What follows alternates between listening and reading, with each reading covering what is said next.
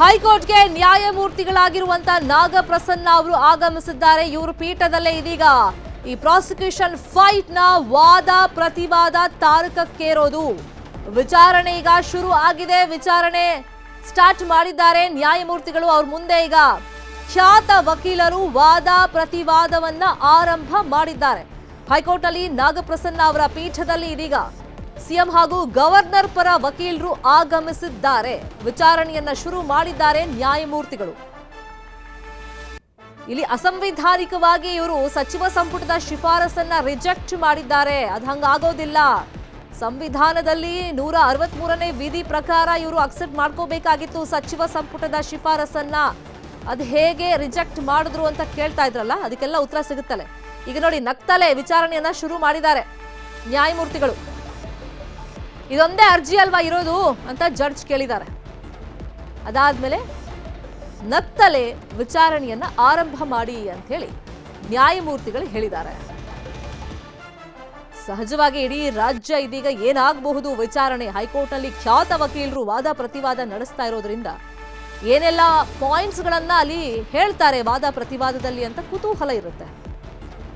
ಮತ್ತೆ ಜಡ್ಜ್ ಬಂದ ತಕ್ಷಣ ತುರ್ತು ವಿಚಾರಣೆಯನ್ನ ಇವತ್ತು ಮಾಡಬೇಕು ಅಂತ ರಿಕ್ವೆಸ್ಟ್ ಮಾಡಿದ್ರಿಂದ ಬರ್ತಲೇ ಇದೊಂದೇ ಅರ್ಜಿ ಅಲ್ವಾ ಇವತ್ತಿರೋದು ಅಂತ ಕೇಳಿದ್ದಾರೆ ನಾಗಪ್ರಸನ್ನ ಅವರು.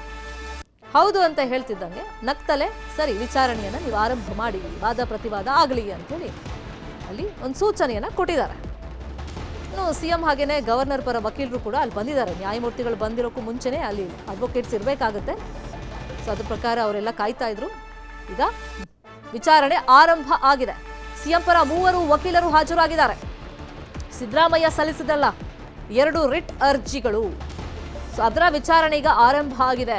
ಇದೊಂದೇ ಅರ್ಜಿ ಅಲ್ವಾ ಅಂತ ಕೇಳಿದ್ದಾರೆ ಜಡ್ಜ್. ನಗುತ್ತಲೇ ವಿಚಾರಣೆಯನ್ನ ಶುರು ಮಾಡೋದಕ್ಕೆ ಹೇಳಿದ್ದಾರೆ ನ್ಯಾಯಮೂರ್ತಿಗಳು. ಘಟಾನುಘಟಿ ವಕೀಲರಿಂದ ಇವತ್ತು ವಾದ ಮಂಡನೆ ಆಗ್ತಿರೋದು. ಒಂದ್ ಕಡೆ ಗವರ್ಮೆಂಟ್, ಇನ್ನೊಂದು ಕಡೆ ಗವರ್ನರ್. ಆರೋಪ ಪ್ರತ್ಯಾರೋಪಗಳು ಸುದೀರ್ಘವಾಗಿದೆ.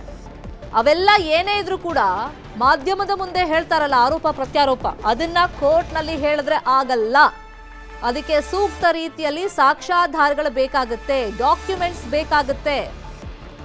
ಇಲ್ಲಿ ಸೈಟ್ ವಿಷಯವಾಗಿ ಅಕ್ರಮವಾಗಿ ಹಂಚಿಕೆ ಮಾಡಿದ್ದಾರೆ ಅಂತ ಆರೋಪ ಮಾಡ್ತಿರೋದ್ರಿಂದ, ಭ್ರಷ್ಟಾಚಾರ ಎಲ್ಲ ಆಗಿದೆ ಅಂತ ಆರೋಪಗಳನ್ನ ಮಾಡ್ತಿರೋದ್ರಿಂದ ಸೊ ಅದಕ್ಕೆ ಸಂಬಂಧಪಟ್ಟಂತೆ ದಾಖಲೆಗಳನ್ನ ಭ್ರಷ್ಟಾಚಾರ ಇಲ್ಲ ಆಗಿಲ್ಲ ಅಂತ ಹೇಳಿ ಸಿದ್ದರಾಮಯ್ಯ ಪರ ವಕೀಲರು ಕೊಡಬೇಕಾಗತ್ತೆ. ಆಗಿದೆ ಅಂತ ಗವರ್ನರ್ ಕಂಪ್ಲೇಂಟ್ ಮಾಡಿದಂಥ ವ್ಯಕ್ತಿಗಳು ಕೂಡ ಅವ್ರ ಪರ ಲಾಯರ್ಸ್ ಮುಖಾಂತರ, ಅಡ್ವೊಕೇಟ್ಸ್ ಮುಖಾಂತರ ಅದನ್ನ ಕೋರ್ಟಿಗೆ ಸಬ್ಮಿಟ್ ಮಾಡಬೇಕಾಗತ್ತೆ. ಸೊ ಯಾವ್ಯಾವ ತರದ ಪಾಯಿಂಟ್ಸ್ ಇಲ್ಲಿ ಇವತ್ತು ವಾದ ಪ್ರತಿವಾದದಲ್ಲಿ ಬರುತ್ತೆ ಅನ್ನೋದನ್ನು ನೋಡಬೇಕಾಗುತ್ತೆ. ನ್ಯಾಯಮೂರ್ತಿಗಳು ಬಂದಿದ್ದಾರೆ. ಈಗ ವಿಚಾರಣೆ ಆರಂಭ ಆಗಿದೆ. ನ್ಯಾಯಮೂರ್ತಿಗಳಾಗಿರುವಂತ ನಾಗಪ್ರಸನ್ನ ಅವರ ಪೀಠದಲ್ಲಿ ಇದೊಂದೇ ಅರ್ಜಿ ಅಂತ ಕೇಳಿದ್ದಾರೆ. ಹೌದು ಅಂದ ತಕ್ಷಣ ನಗುತ್ತಲೇ ವಿಚಾರಣೆಯನ್ನ ಆರಂಭ ಮಾಡಿ ಅಂತ ಹೇಳಿದ್ದಾರೆ. ಇವತ್ತೇ ರಿಟ್ ಅರ್ಜಿ ಸಲ್ಲಿಕೆ ಆಗಿದ್ದು ತುರ್ತಾಗಿ ಇವತ್ತೇ ವಿಚಾರಣೆ ಆಗಬೇಕು ಅಂತ ಹೇಳಿ ಪ್ರೊಫೆಸರ್ ರವಿವರ್ಮ ಕುಮಾರ್ ಮನವಿ ಮಾಡ್ಕೊಳ್ತಾರೆ. ಅಷ್ಟಗತ್ಯ ಏನಿದೆ ಅರ್ಜೆಂಟ್ ಮಾಡಕ್ಕೆ ನೀವು ಅಂತ ಕೇಳ್ತಾರೆ. ಇಲ್ಲ, ಇದು ಗವರ್ನರ್ ಪ್ರಾಸಿಕ್ಯೂಷನ್ಗೆ ಅನುಮತಿ ಕೊಟ್ಟಂತ ವಿಚಾರಣೆ ನಡೀಲೇಬೇಕು. ಕೇವಿಯಟ್ ಎಲ್ಲ ಹಾಕ್ಬಿಟ್ಟಿದ್ದಾರೆ ಇಬ್ಬಿಬ್ರು. ಹಾಗಾಗಿ ತುರ್ತಾಗಿ ವಿಚಾರಣೆ ಮಾಡಿ ಅಂತ ಹೇಳಿದ್ದಕ್ಕೆ 2:30 ಸಮಯ ನಿಗದಿಯಾಗುತ್ತೆ. ಇದೀಗ ಪ್ರಾಸಿಕ್ಯೂಷನ್ ನಡೆ ಕೋರಿದ್ದ ಬಗ್ಗೆ ವಿಚಾರಣೆ ಆರಂಭ ಆಗಿದೆ. ವಾದವನ್ನ ಶುರು ಮಾಡಿದ್ದಾರೆ ಅಭಿಷೇಕ್ ಮನು ಸಿಂಘ್ವಿ ಅವರು. ಸಿದ್ದರಾಮಯ್ಯ ಬಳಿಯಲ್ಲಿ ಎಲ್ಲ ವಿವರಣೆಯನ್ನ ಪಡ್ಕೊಂಡು ಹೋಗಿದ್ದಾರೆ. ನಾನು ಒಂದೊಂದೇ ವಿಚಾರವನ್ನ ಮಾತಾಡ್ತೀನಿ ಅಂತ ನ್ಯಾಯಪೀಠದ ಮುಂದೆ ಅವರು ಹೇಳ್ತಾ ಇದ್ದಾರೆ.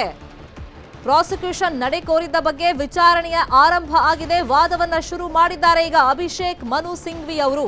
ಕನ್ನಡಿಗರ ಮೆಚ್ಚಿನ ನಿಮ್ಮ ನ್ಯೂಸ್ 18 ಕನ್ನಡ ಈಗ ವಾಟ್ಸ್ಆಪ್ನಲ್ಲಿಯೂ ಲಭ್ಯ. ಕರ್ನಾಟಕ ಮತ್ತು ದೇಶ ವಿದೇಶದ 360 ಡಿಗ್ರಿ ಸುದ್ದಿ ವಿವರವನ್ನ ನೀವು ನಿಮ್ಮ ಕೈ ಬೆರಳುಗಳಲ್ಲಿಯೇ ಪಡೆಯೋದಿಕ್ಕೆ ಈ QR ಕೋಡ್ ಅನ್ನ ಸ್ಕ್ಯಾನ್ ಮಾಡಿ. ನಮ್ಮ ಚಾನೆಲ್ ಅನ್ನ ಫಾಲೋ ಮಾಡಿ, ನೋಟಿಫಿಕೇಶನ್ ಆನ್ ಮಾಡಿ.